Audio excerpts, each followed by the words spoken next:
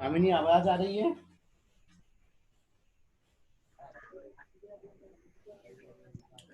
कामिनी आवाज आ रही है? Yes sir. ठीक है।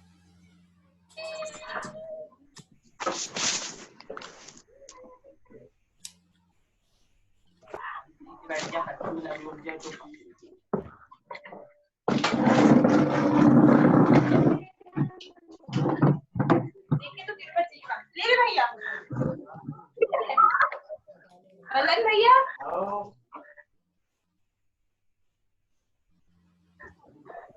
दे भाई, नहीं आज दे सेफ हो जाओ।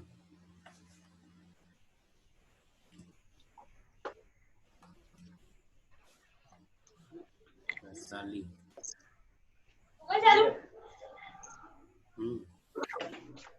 माइक ऑफ रखना है सारे लोगों को। सर पढ़ा रहा है। मैं पढ़ा रहा।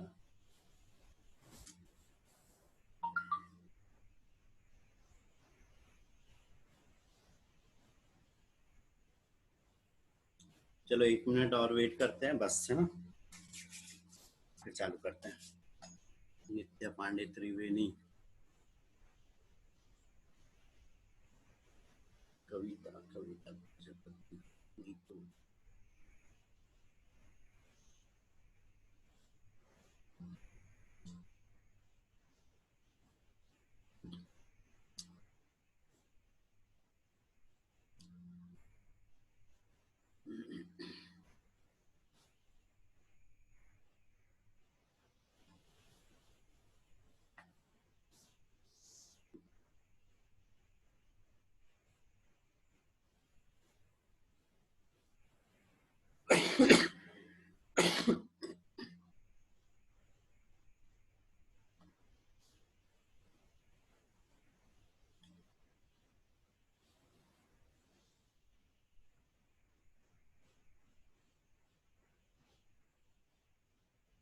वसुंधरा,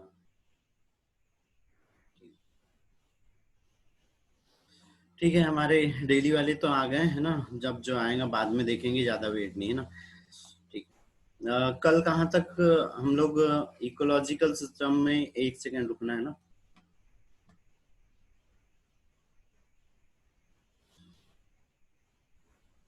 कल यहाँ तक हो गया था, है ना, एटमॉस्फेयर तक का बता दिया था कि कैसे पारिस्थितिक तंत्र है या कैसे इकोसिस्टम में क्या क्या चीजें हो रही थी, उसके बारे में बता दिया था, है ना, कि कैसे पर्वत वगैरह बन रहे थे, कौन सा लेयर वगैरह हो रही थी इन्वायरमेंट में। ठीक है। यहाँ पर अब ये पैरासाइटिज्म आता है। पैरासाइटिज्म मतलब पर परजीविता है ना, परजीविता क्या है, एक ऋणात्मक या एक हानिकारक पारिस्थितिक क्रिया है। अच्छा, यहाँ पर एक चीज याद रखना, हम कुछ यहाँ पे धनात्मक और ऋणात्मक पारिस्थितिक क्रियाओं के बारे में देखेंगे। तो ये क्या है, एक जो परजीविता हो गई वो एक ऋणात्मक पारिस्थितिक क्रिया है ना। तो सबसे पहले इसमें क्या चीज आ रही है यहाँ पे, ये टोटल स्टेम पैरासाइटिस है ना। हमने क्या बोला था, पूर्ण स्तंभ परजीविता है ना। और दूसरा क्या हो रहा है यहाँ पे, पार्शियल स्टेम पैरासाइटिस है ना। तो उसमें ये चीज आंशिक परजीविता है ना। एक क्या हो रही है, पूर्ण परजीविता, और एक आंशिक हो रही है। तो दो तरह की हो रही है, उसमें भी दो जगह की होती है, एक तो तने की होती है, दूसरी जड़ की होती है ना। जैसे चंदन हो गया है ना, चंदन के ऊपर अमरबेल कैसे, अमरबेल की जो नहीं अमरबेल जो आम के ऊपर में रह रहा है, तो वो कैसे रहता है, आंशिक परजीविता प्रदर्शित करता है ना। और चंदन की जो जड़ें रहती है वो भी कैसे रहती है, आंशिक परजीवी रहती है, दूसरे पौधे के साथ में जुड़ जाती है। तो ये चीज याद रखना है कि परजीविता दो प्रकार की रहती है, एक आंशिक रहती है और एक पूर्ण रहती है। पूर्ण में वो पूरी तरह से उस पौधे के ऊपर आश्रित रहता है, और आंशिक में पूरी तरह से वो पौधे के ऊपर आश्रित नहीं रहता है ना। फिर प्रीडिक्टर है ना, मतलब क्या, परभक्षिता। परभक्षिता में क्या चीज हो रही है, जो भी जीव हो रहा है वो पूरी तरह से दूसरे को खा ले रहा है ना। दूसरा पर आश्रिता रहती है। पर आश्रिता मतलब क्या चीज हो रही है, कि वो दूसरे के साथ में आश्रित है, उस दूसरे बड़े वाले जीव के ऊपर में कोई जीव आश्रित रहता है, उससे अपना भोजन वगैरह लेता है, या अपनी जो जैविक क्रिया हो रही है पारिस्थितिक तंत्र में उसको जो क्रियाएं करना है वो क्रियाएं वो करते रहता है ना। और परभक्षिता में क्या हो रहा है, पूरी तरह से जीव उसको मतलब जो बड़ा जीव है वो छोटे जीव को नष्ट कर देता है ना। आशीष चौधरी।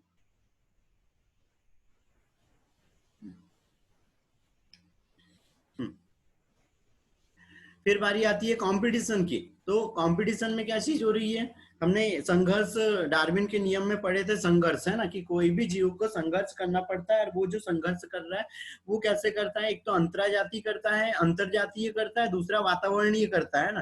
तो यहाँ पर भी वही चीज है, पारिस्थितिक तंत्र में जीव तीन प्रकार के संघर्ष दर्शाता है। अंतरजातीय, अंतरजातीय में ये हो गया कि अपनी ही जाति के साथ में जब वो संघर्ष करता है और अपने आप को प्रकृति में बनाए रखता है, लेकिन किसके साथ में, कोई और क्यों संघर्ष कर रहा है, कि उसको कोई जो आवश्यक स्रोत है या जो माध्यम वगैरह चाहिए वो उसको नहीं मिल पा रहे हैं, या उसको खुद को जीवित रहना है, तो वो अपनी जाति के ही लोगों की, क्योंकि सेम जाति की आवश्यकताएं समान होती है, इसीलिए कोई भी जीव अपनी जाति के साथ में संघर्ष करता है ना। फिर अंतराजातीय, अंतराजातीय में हो सकता है उसको भोजन वगैरह चाहिए, आवास वगैरह चाहिए, या दूसरे वातावरणीय कारक जिसकी उसे आवश्यकता हो रही है उसके लिए वो संघर्ष करता है। फिर पारिस्थितिक संघर्ष आता है, या वातावरणीय संघर्ष। वातावरणीय संघर्ष में जैसे लाइट हो गया, प्रकाश हो गया, आवास हो गया, मृदा हो गया, भोजन हो गया, इनके लिए उसको दूसरे जीवों के साथ में संघर्ष करना पड़ता है ना।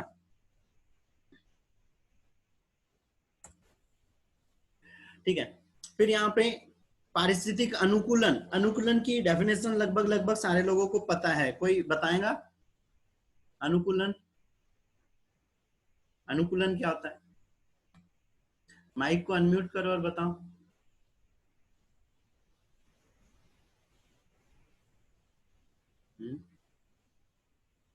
किसी को नहीं पता है अनुकूलन?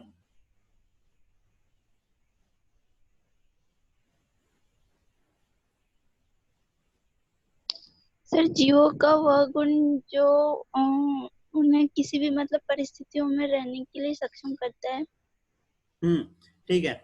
जीवों का वो गुण जिसके कारण वो पारिस्थितिक तंत्र में या इन्वायरमेंट में आसानी से रह सकता है, और उसके लिए वो अपने शरीर में कुछ परिवर्तन करता है।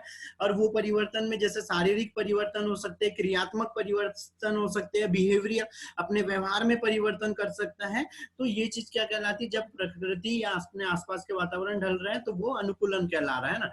फिर यहाँ पे हम पौधे देखेंगे, हाइड्रोफाइट्स, जलीय पौधे है ना। तो जलीय पौधों में उसके कुछ प्रकार रहते हैं, जैसे रूटेड सबमर्ज्ड है ना। तो रूटेड पौधे मतलब क्या हो रहा है, कि वो पौधे जो जलमग्न है, मतलब जल, जैसे तालाब है मान लो, और उस तालाब में, जैसे यहाँ पर मान लो कि ये तालाब है और नीचे साइड की सतह में है, लेकिन उन पौधों के अंदर में क्या हुई है, यहाँ पे ऐसे जड़ें निकली हुई है ना। तो रूटेड जड़ युक्त पौधे हैं, लेकिन कैसे है, नीचे साइड में। फिर सबमर्ज्ड फ्लोटिंग, मतलब कुछ पौधे ऐसे रहना है जो क्या हो रहा है, यहाँ पे ऐसे तैरते रह रहे हैं, ये कौन आया इतना लेट? यहाँ पर ये ऐसे पौधे हैं लेकिन वो तैरते रह रहा है ना, वो जिसमें जड़ है तो वो नीचे स्थायी भी नहीं है और ना ऊपर की ओर भी नहीं तैर रहा है। फिर रूटेड विथ फ्लोटिंग, तो कुछ पौधों के अंदर में क्या होना है, जैसे पानी का लेवल अगर हम मान रहे हैं यहाँ तक, जैसे ये तालाब है तो इसमें ये पानी का लेवल मान रहे हैं ना, एक ही कलर हो गया।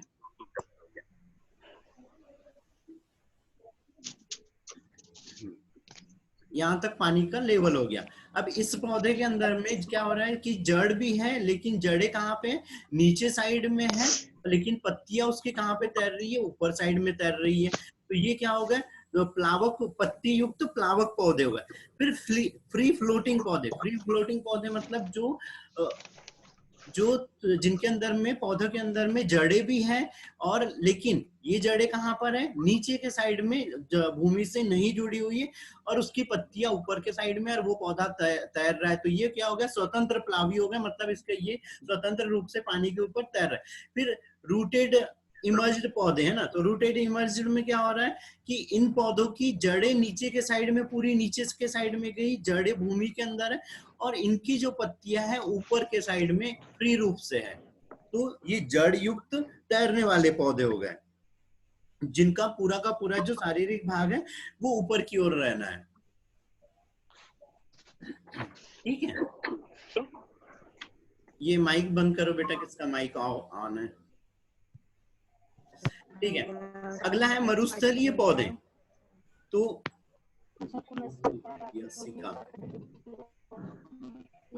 यासिका और नैना बहुत लेट आए हो बेटा।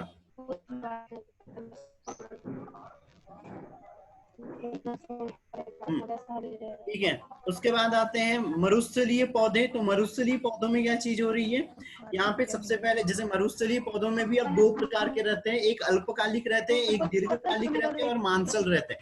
तो अल्पकालिक वो पौधे हो रहे हैं जब कुछ समय के लिए वहां पे पानी की कमी हो रही है और वो उसी टाइम में उग कर वहां पे अपना जीवन काल कंप्लीट कर लेते हैं, अपना लाइफ साइकिल, और सिर्फ कुछ टाइम तक रहता है उनका, जैसे 1 महीने 2 महीने की लाइफ साइकिल हो रही है। बेटा ये माइक बंद करो, कौन है ये?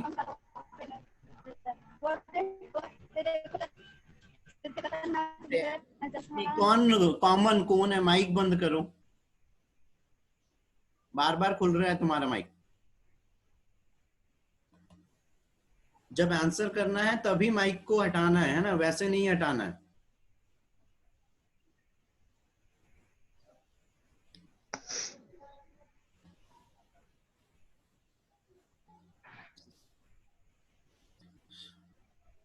बेटा आप आपके ये टिकॉन कॉमन कौन है यार, माइक ऑफ करो तो आपकी सेटिंग से यहां से ऑफ नहीं हो रहा है।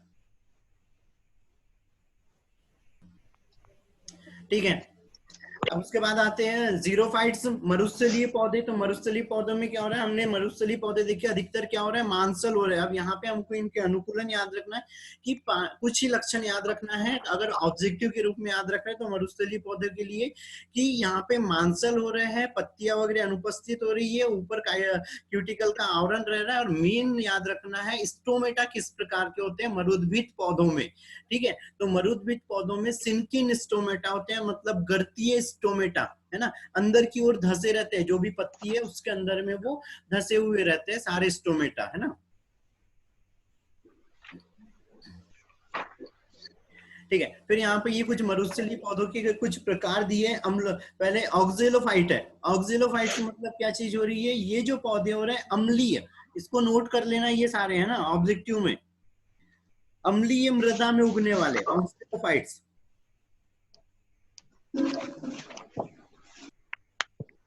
फिर साइक्रोफाइट्स, इसमें क्या हो रहा है, जो ठंडी मृदा या बर्फ वाली जो जगह है वहां पर जो पौधे उग रहे हैं वो। फिर हेलोफाइट, हेलोफाइट्स में, हेलोफाइट्स बताएगा कोई, हेलोफाइट्स बताओ। दलदली पौधे। हाँ दलदली है, लेकिन कहते हैं सर लवणीय पौधे। हाँ लवणीय मृदा में जो उग रहे हैं ना, जहां पर ज्यादा लवण रहते हैं उस जगह पे जो उग रहे हैं वो वाले पौधे, है ना। ठीक है, उसके बाद है लिथोफाइट्स। लिथोफाइट्स में क्या चीज आ रही है, सैलोदबीट, मतलब जो चट्टानीय भूमि जहां पर बहुत ज्यादा पत्थर वगैरह हो रहे हैं उस जगह पे उग रहे हैं वो वाले पौधे।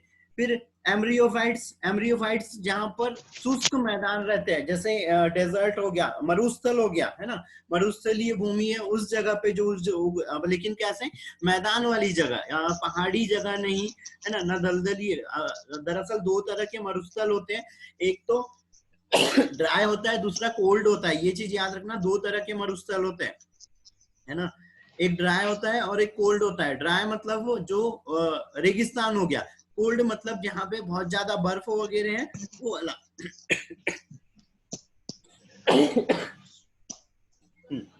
वो वाला मरुस्थल, ठीक है, जहाँ पे बर्फ बहुत ज्यादा है। फिर सीलियोफाइट्स।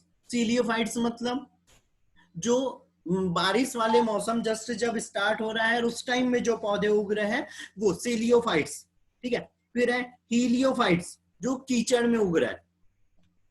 लेकिन यहाँ अब जो लास्ट वाला है हिलोफाइट्स, उसमें एक चीज ये भी है कि यहाँ पे क्या हो रहा है, लवणीय दलदल नहीं है, लेकिन जो ऊपर वाला हेलोफाइट्स था उसमें लवणीय दलदल था, भूमि कैसी थी, ज्यादा लवण युक्त थी, ठीक है। लवणोद्भिद पौधों के लिए और एक चीज नोट कर लो, इसमें सोडियम क्लोराइड, मैग्नीशियम क्लोराइड भी ज्यादा मात्रा में उपस्थित रहते हैं, है ना।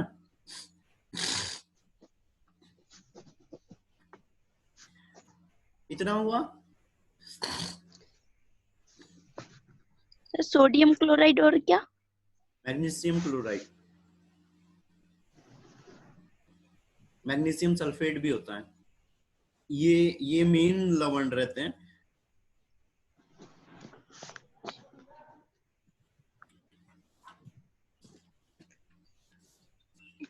सर ये हेलोफाइट में रहता है या हीलोफाइट में?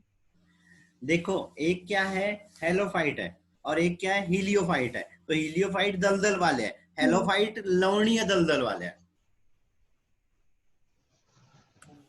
और सर जो मैग्नीशियम क्लोराइड और सोडियम क्लोराइड हीलोफाइट में है? क्या, हेलोफाइट में लवणीय, ये वाला जो ऊपर दिख रहा है ना, हेलो, हाँ सर। ये वाला, ये लवणीय, हेलो लवणीय, और हीलो दलदली भूमि, कीचड़ वाली।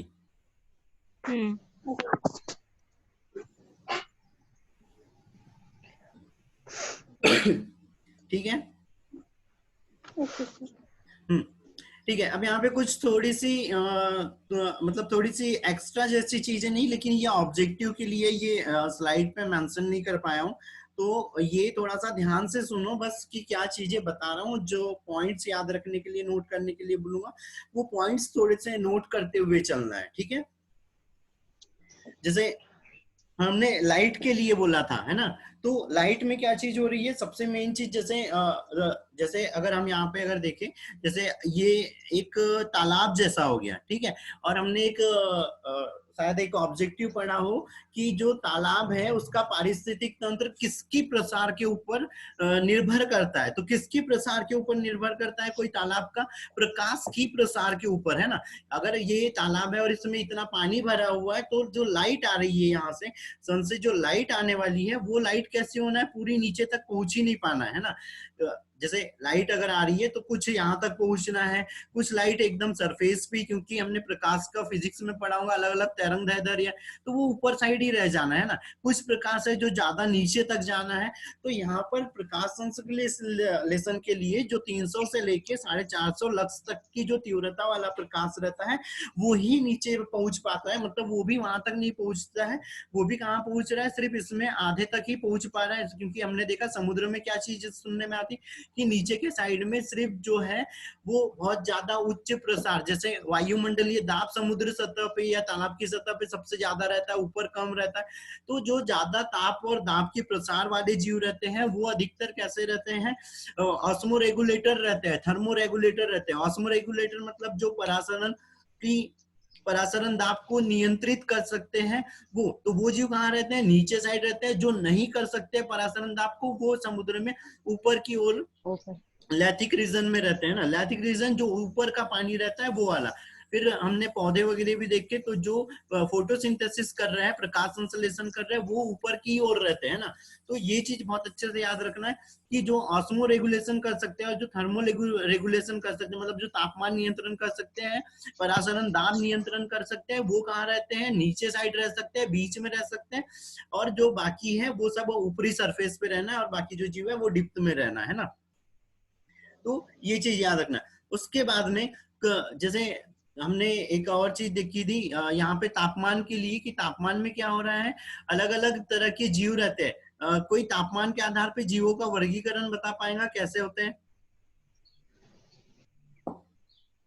तापमान के आधार पे? हाँ,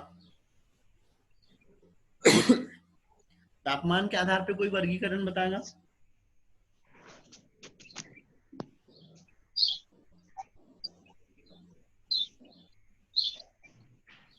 बोलो बेटा, कोई बोलो।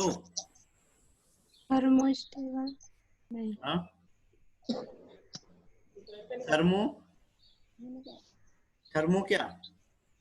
देखो, दो तरह के जीव रहते हैं, जो तापमान नियंत्रण कर सकते हैं वो, और जो नहीं कर सकते। एक थर्मो रेगुलेटर रहते हैं और एक नॉन थर्मो रेगुलेटर रहते हैं, जो तापमान को नियंत्रित नहीं कर सकते। ठीक है, अब उसमें हमने दो तरह के जीव पढ़े थे, एक एक्टोथर्मिक, दूसरा एंडोथर्मिक रहते हैं ना। एक्टोथर्मिक बताएगा कोई? बाहर बाह्योष्मी उसको जो बोलते हैं ना, जो बाहर की उष्मा से अपना तापमान नियंत्रित कर रहे हैं ना। और एंडोथर्मिक जो अपने शरीर की उपापचयी क्रियाओं के द्वारा अपने शरीर का तापमान नियंत्रण कर सकते हैं वो। ठीक है, अब यहाँ पे जो चीज बता रहा हूँ ना, ये बहुत ध्यान से सुनना है ना। जैसे हम मनुष्य हो गए, तो हम क्या है, अंतरोष्मी है, एंडोथर्मिक है ना।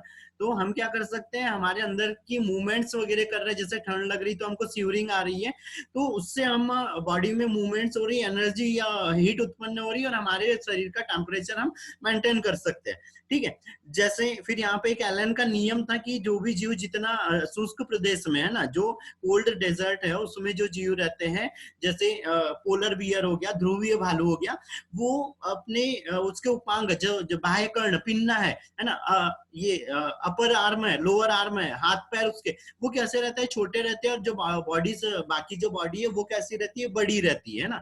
तो वो उतनी ज्यादा हीट को लॉस नहीं कर पाता, या उसके शरीर का वॉल्यूम इतना ज्यादा रहता है कि उसकी हीट जो लॉस होती है वो मेंटेन भी हो जाती है। फिर दूसरी चीज यहाँ पे ये याद रखना है कि जितने भी पोलर रीजन है, या जहाँ पे भी बहुत ज्यादा ठंडा वातावरण है, वहां पे किसी भी तरह के छोटे जीव नहीं पाए जाते, वहां पे बड़े ही जीव पाए जाते हैं ना।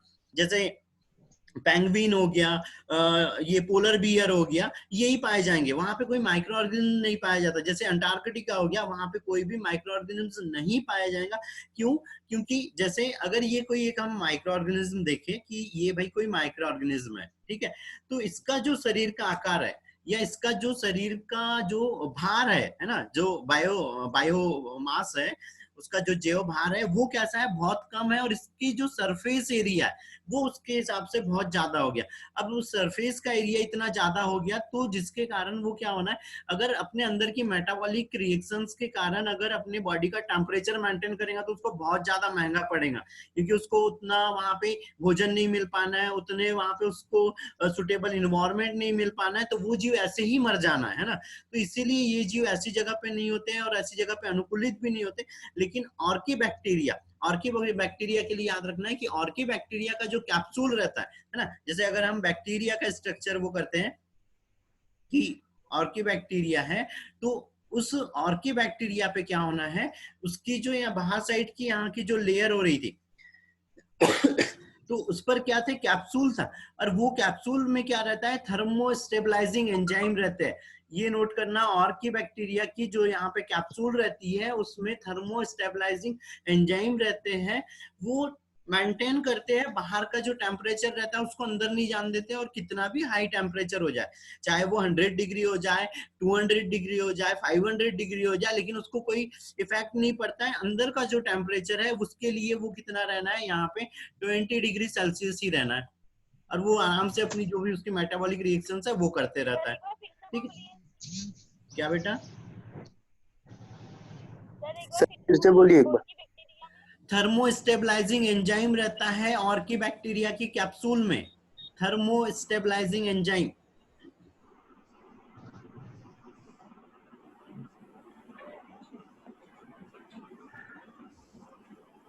जिसके कारण वो आसानी से बाहर के टेम्परेचर को इग्नोर कर सकते हैं।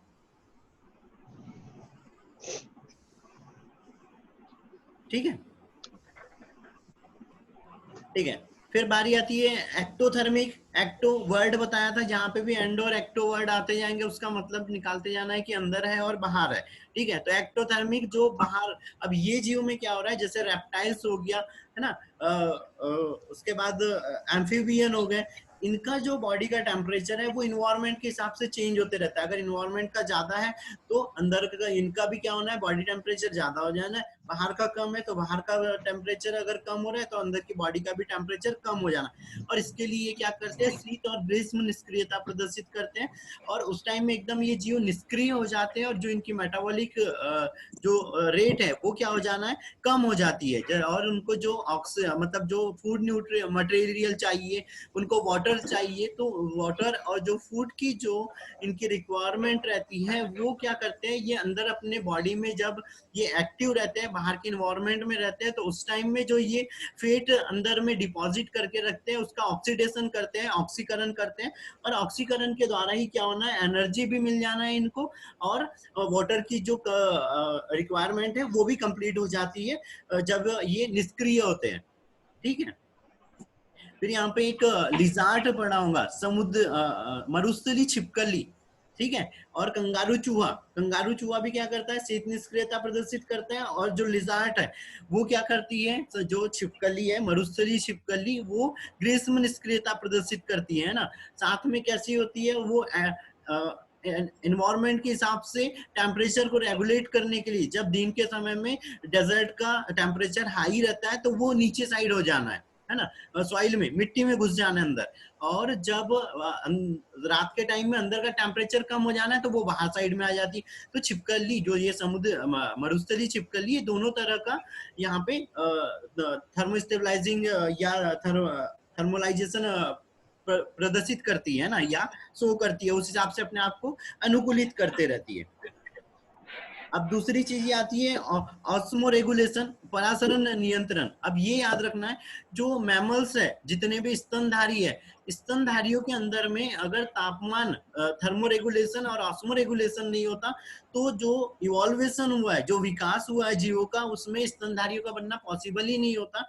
क्योंकि अगर जैसे स्तनधारी हो गए, वो क्या करते हैं, थर्मोस्टेबलाइज होते हैं, है ना, तापमान के प्रति निष्क्रिय रहते हैं, कि अगर बाहर का तापमान भी अगर बढ़ रहा है तो वो उनको कोई इफेक्ट नहीं होता, वो अंदर की कैपेसिटी के द्वारा अपने तापमान को नियंत्रित कर लेते हैं। क्यों कर रहे हैं, एक बार फिर से वही बता रहा हूँ कि जो जीव जितना उसका बायोकेमिकल जो बायोमास है, जैव भार है, वो जितना ज्यादा रहेगा, वो जीव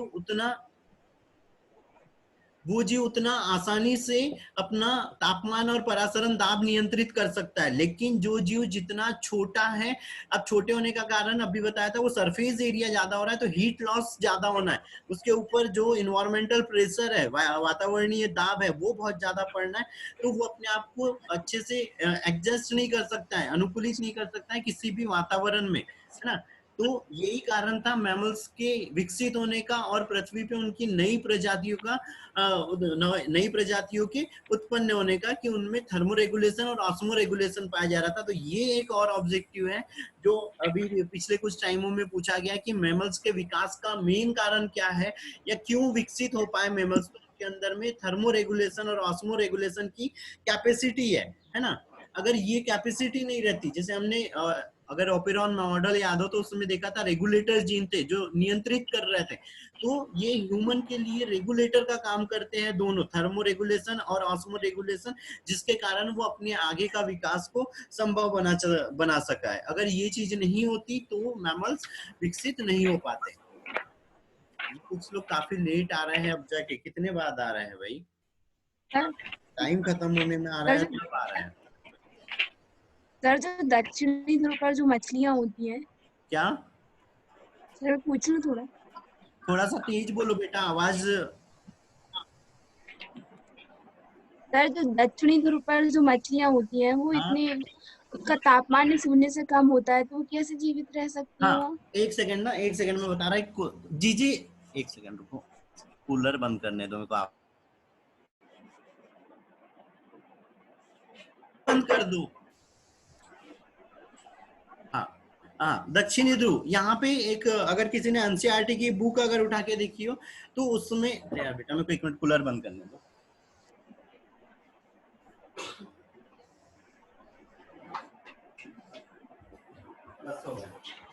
हाँ, जो दक्षिणी ध्रुव पे बोल रहा है टेम्परेचर के लिए है ना, तो जो टेम्परेचर हो रहा है वो दरअसल क्या हो रहा है, उस पोल पर ऊपर की ओर में टेम्परेचर बर्फ जम जा रही, लेकिन नीचे की ओर में अब वहां पे जो मछलियां, उनमें भी थर्मोरेगुलेशन कैपेसिटी थोड़ी सी होती है, उतनी ज्यादा नहीं है ना, मछलियों के अंदर में थर्मोरेगुलेशन की कैपेसिटी उतनी ज्यादा नहीं है। तो वहां पर जो इन्वायरमेंट है वो ऊपर साइड में बर्फ जम रही, लेकिन नीचे साइड में क्या चीज हो रहा है, टेम्परेचर जैसे का मतलब कम से कम 4 डिग्री सेल्सियस रहता है, ठीक है। तो उसके कारण अब 4 डिग्री सेल्सियस पे जो मछली वर्ग है वो आसानी से अपनी मेटाबॉलिक रिएक्शंस कर सकता है, वहां पर वो रह सकता है, वहां पे अपनी जो बाकी की जो भी उत्सर्जन हो रहा है, शोषण हो रहा है, ये सारी चीजें आसानी से कर सकता है, क्योंकि वहां पे टेम्परेचर अंदर साइड में, नीचे साइड में 4 डिग्री सेल्सियस रहता ही है। और ये हमने पानी के लिए भी देखा है ना, कि शायद 10th वगैरह में पढ़ा था कि ऊपर जब बर्फ जम जाती है तालाब के ऊपर, फिर भी मछलियां अंदर की ओर जीवित रहती है, तो इसी तरह से रहती है। और दूसरी चीज, अगर वहां पे कोई एम्फीबियन जीव है, उभयचर जीव है, तो वो क्या करता है, वहां पे शीत निष्क्रियता प्रदर्शित कर देता है, कि वो बर्फ के अंदर ही पड़ा रहेगा और अपने आप को निष्क्रिय कर लेता है, किसी भी तरह की कोई मूवमेंट्स नहीं करता है। जो वसा उसने डिपॉजिट करके रखा था उसका ऑक्सीडेशन करके वो एनर्जी और वाटर की सर रिक्वायरमेंट। आपकी आवाज नहीं आ रही। अब आ रही? हाँ अब आ सर, रही है? आ रही है। हाँ, तो वो वसा का जो डिपॉजिट करके रखता है उससे अपनी वाटर और एनर्जी की रिक्वायरमेंट को कंप्लीट करते रहता है। दूसरी चीज, यहीं पे एक और क्रॉस क्वेश्चन आता है कि अगर हम एक समुद्री मछली है कोई लवणीय जल की, उसको अगर स्वच्छ जल में रख दिया, स्वच्छ जल की मछली को लवणीय जल में रख दे, तो वो जीवित रह पाएंगी या नहीं रह पाएंगी, है ना। तो अगर हम ऐसी चीज भी अगर कर रहे हैं, परासरण दाब की वजह से नहीं रह पाएंगी।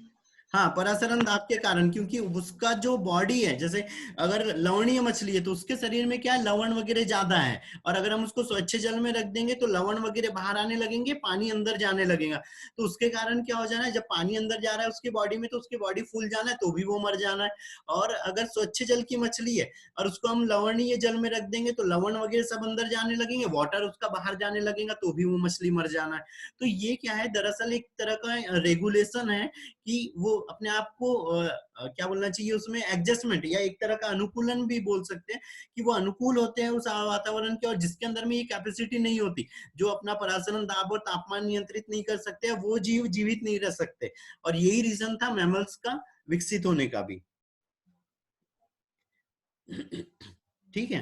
और ये चीज याद रखना है, जितने भी पोलर रीजन है या जितना भी कोल्ड डेजर्ट जिसको हम बोलते हैं ना, रूस का जो कोल्ड डेजर्ट है, वहां पे कोई भी माइक्रो ऑर्गेनिज्म, या अंटार्कटिका का जो बर्फीला एरिया है, वहां पे किसी भी तरह के माइक्रो ऑर्गेनिज्म नहीं पाए जाते। वहां पे सिर्फ बड़ी बॉडी, मतलब ऐसे जीव पाए जाते हैं, जैसे पोलर बियर हो गया, वो ध्रुवीय भालू बहुत बड़ा रहता है, लेकिन उसके कान बहुत छोटे रहते हैं, है ना, हाथ वगैरह बहुत छोटे रहते हैं, तो वो सरफेस एरिया कम करने के लिए रहता है, जिसके कारण हीट लॉस ना हो सके और वो आसानी से वहां पे जीवित रह सके। फिर दूसरी चीज आती है माइग्रेशन, है ना। माइग्रेशन में क्या चीज हो रहा है, जीव अपने, जैसे हमने पेंगुइन्स के लिए देखा था, सारस के लिए देखा कि वो कच्छ के मैदान में आ जाते हैं, तो वो क्या हो रहा है, अपने क्यों माइग्रेट हो रहा है कोई भी जीव, कि वहां का इन्वायरमेंट उसके लिए सुटेबल नहीं है, जहाँ इन्वायरमेंट उसके लिए सुटेबल है, उसकी जो क्रियाएं हैं उसके लायक वो वहां पर कार्य कर रहा है, या उसके जो भी ये कौन क्या बोल रहा है,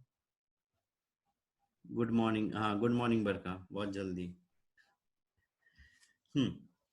ठीक है, तो वो अपने आप को जिस, जहां पर सुटेबल इन्वायरमेंट रहता है वहां पर जाते हैं, ताकि वो अपना जो आगे का जो विकास या इवोल्यूशन है वो सारी चीजें कर सके, है ना। तो उसके लिए फिर एडॉप्टेशन बताया, कि अनुकूलन के बारे में तो सारा बता दिया है ना, कि किस तरह से वो कोई जीव अनुकूलित हो रहा है। दूसरी चीज यहाँ पे एलन का नियम याद रखना। एलन के नियम में क्या चीज बोला था, कि जितने भी यहाँ पे जो जीव रहते हैं वो क्या कर रहे हैं, अगर उस जीव को अगर वो ठंडे इन्वायरमेंट में है तो उसके जो बाकी जो उपांग है ना, जो पेरिफेरल वाले ऑर्गन है, हाथ पैर अग्रपाद हो गया, कान हो गया, ये सब वो कैसे रहते हैं, छोटे रहते हैं। और यही एलन का नियम है कि और इससे क्या होता है कि उनकी जो बॉडी की जो हीट लॉस हो रही थी वो कम हो जाती है। ठीक है, यहाँ पे 5 मिनट और बचा है ना। जो लोग लेट आए हैं वो लोग अगले इसमें 10:50 पे टाइम पर कनेक्ट हो जाना, क्योंकि 10:50 वाले में हम सिर्फ 1 ही मिनट वेट करेंगे, इससे ज्यादा वेट नहीं करेंगे। ठीक है, अच्छा यहाँ तक ये, चलो ये 5 मिनट में ये बता दो, यहाँ तक कोई डाउट है क्या? तो फिर इसके बाद में हम फिर पॉपुलेशन, जनसंख्या के या समष्टि घनत्व के बारे में बात करेंगे, तो वहां से एकदम नया ही टॉपिक चालू कर देंगे। अभी कुछ इसमें डाउट है किसी को भी तो अनम्यूट करो। और हाँ सर, हाँ बोलो। एलेन का नियम फिर से बोलिए ना। एलन का नियम ये बोलता है कि जो जीव ठंडे प्रदेश में रहते हैं उनके उपांग छोटे रहते हैं, या उपांग मतलब उपांग में क्या आता है, ये पिन्ना आ जाता है, बाह्य कर्ण, अग्रपाद, पश्चपाद, ये छोटे होते हैं ताकि उनकी बॉडी का सरफेस एरिया कम हो सके, जिसके कारण हीट लॉस कम हो। ये लिखवाया सर एक क्वेश्चन। हाँ सर कवकमूल कल आपने बताया था, तो कवकमूल किसका उदाहरण है? कवकमूल किसके साथ में, अब बात ये आती है किसके साथ में है? सिर्फ कोई क्वेश्चन है कि कवकमूल किसका उदाहरण है? कवक और शैवाल नहीं, पर इसमें ये पूछा है कि प्रतिजीविता का है, सहभोजिता का है या सहपरोपकारिता का है? सहभोजिता, सहभोजिता, सहभोजिता कैसे? हाँ बोलो। हाँ भाई, मतलब कैसे सहभोजिता आया? देखो, कवक दरअसल कवक के अंदर में क्या हो रहा है, रूट रहती है ना, तो वो पानी को एब्जॉर्प्शन कर लेता है। और शैवाल के अंदर में क्या है, क्लोरोफिल है, तो वो फोटोसिंथेसिस कर ले रहा है। उसके अंदर में, शैवाल के अंदर में अच्छे से रूट यहाँ पे डेवलप नहीं हो पाती है, तो वो वाटर का एब्जॉर्प्शन नहीं कर पाता है। तो क्या कर रहा है शैवाल, क्या कर रहा है, फोटोसिंथेसिस के द्वारा फूड मटेरियल बना ले रहा है, और कवक उसकी जो वाटर की रिक्वायरमेंट है उसको कंप्लीट कर दे रहा है। दोनों एक दूसरे को मदद कर रहे हैं, तो ये क्या कहलाती है, सहभोजिता। और परजीविता का मतलब ये हो जाता है, या परपोषी का मतलब ये हो जाता है, जैसे जू हो गया या खटमल हो गया, वो किसी बड़े जीव के ऊपर है, पोषक किसी होस्ट के ऊपर है, उससे अपना भोजन ले रहा है, और उसको कोई फायदा नहीं पहुंचा रहा है ना, उसको नुकसान नहीं पहुंचा रहा है, उसको धीरे धीरे वो कमजोर कर रहा है, तो ये होगी परजीविता। और तीसरी चीज आती है परभक्षिता, है ना। नहीं, तो सहपरोपकारिता। हाँ, परोपकारिता। परोपकारिता मतलब ये हो रहा है कि एक जीव दूसरे, जैसे परोपकारिता सहोपकारिता का ही एक प्रकार है। ठीक है, सहोपकारिता का एक प्रकार है। जैसे सार्क हो गई, तो सार्क या जो मगरमच्छ हो गया, उसके लिए जो किविंग बर्ड रहती है, वो क्या करती है, जब मगरमच्छ कुछ खा ले रहा है तो उसके दांत में जो मीट वगैरह फंस जा रहा है, तो वो जो किविंग बर्ड रहती है वो जाके उसके दांत से वो मीट को निकाल के खा लेती है।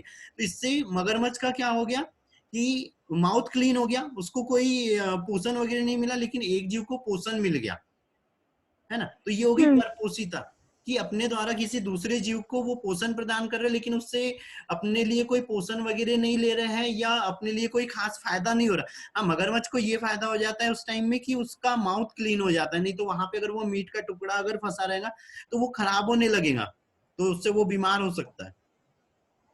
ठीक है सर, बट सर इसका आंसर सहपरोपकारिता दिया हुआ है।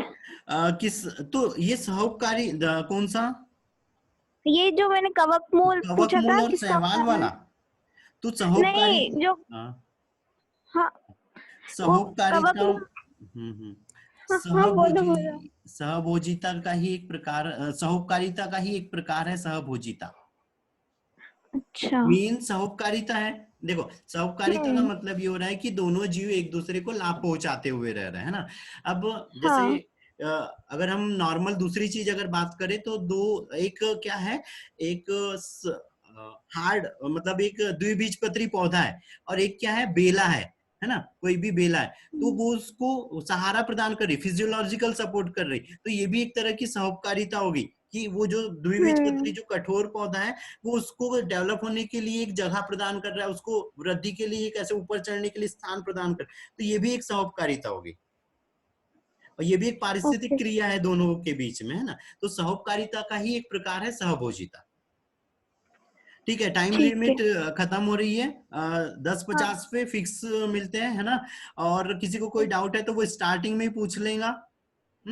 सर हाँ। सर शाम की क्लास कितने बजे से रखी हाँ, है? शाम की क्लास का टाइम चेंज कर दिया है, 6 से 7। ठीक है सर। शाम की क्लास सर 6 से 7 है। हाँ। अच्छा है सर। और किसी को टाइम से रिलेटेड कुछ, देखो कॉल कभी भी खत्म हो जाएंगी, है ना। 30 सेकंड शायद बचे हुए हैं। Okay sir. बोल दो फिर भी जब तक किसी का कुछ डाउट हो तो।